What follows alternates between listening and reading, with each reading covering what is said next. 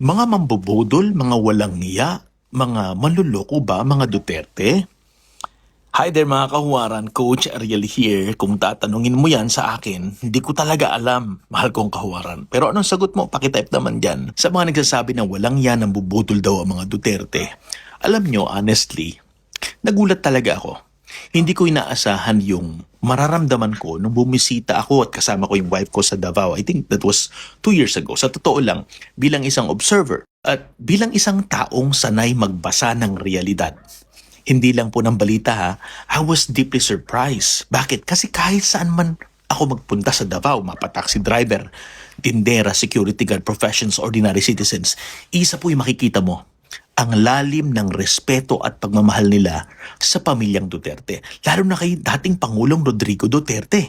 At kung tatanungin mo, parang hindi pilit hindi scripted, hindi binudol.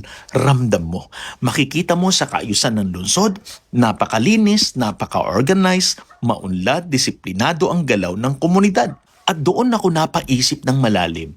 Kung ang isang leader ay tunay na walang yat ng bubudol, hindi siya mamahalin ng sarili niyang bayan sa mahabang panahon.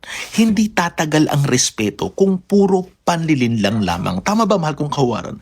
Leadership that is fake cannot produce authentic loyalty. Leadership that is empty cannot echo in the hearts of people. Kaya nga umalingaw-ngaw ang impluensya niya sa buong bansa natin. Hindi lang dahil sa salita, kundi dahil sa perceived order, decisiveness at tapang na bumangga kahit sa sino mang taong malalaking puwersa, oligarchs man yan o sino mang hahadlang sa kanya sa pagsisilbi sa bayan. At bilang mga OFW, alam natin ang pakiramdam ng national pride. Tama ba, mahal kong kahawaran? Sa 6 na taon, kahit dumaan tayo sa pandemic, maraming Pilipino sa abroad ang nakaramdam ng isang kakaibang sense of identity bilang Pilipino.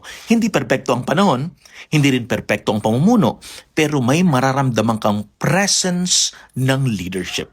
Kaya nga sinasabi ko ito ng may pagninilay-nilay, hindi bulag na paghanga, kundi obserbasyon.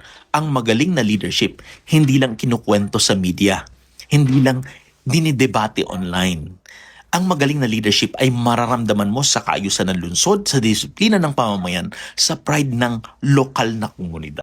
Mahal kong kahuwaran, real leadership does not just speak. It echoes, it resonates, and it leaves a tangible imprint on the people it serves. Isang paalala po sa atin, sa iyo at sa akin, na tayo maging huwaran sa ating henerasyon.